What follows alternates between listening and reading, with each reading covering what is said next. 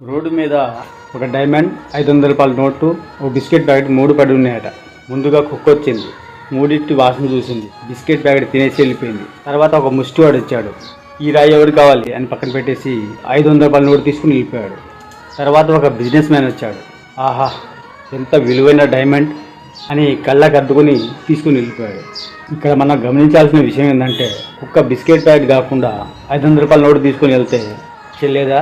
ఒకవేళ డైమండ్ తీసుకొని ఉంటే పొరపాటున మింగేసి ఉంటే ఎంత పెద్ద ప్రమాదం జరిగేది. అలాగే ముష్టివాడు 500 రూపాయల నోటు కాకుండా డైమండ్ తీసుకొని ఉంటే ఎక్కడ చెల్లేది, ఎక్కడ అమ్మేవాడు, పొరపాటున పోలీసులకు తెలిస్తే ఎంత పెద్ద కాంప్లికేటెడ్ అయ్యేది. ఆ డైమండ్ ఆ బిజినెస్ మ్యాన్కి దొరకడమే కరెక్ట్. ఎవరెవరో విలువ ఇవ్వట్లేదని నువ్వెందుకు హర్ట్ అవుతావు? నిన్ను పోగొట్టుకున్న వాళ్ళు హర్ట్ అవ్వాలి. ఈ విలువ తెలిసిన వాళ్ళు నిన్ను వదులుకోరు, కళ్ళకు అద్దుకొని తీసుకుంటారు. డైమండ్ ఎప్పుడు డైమండే. సో నువ్వు ఆల్వేస్ డైమండ్.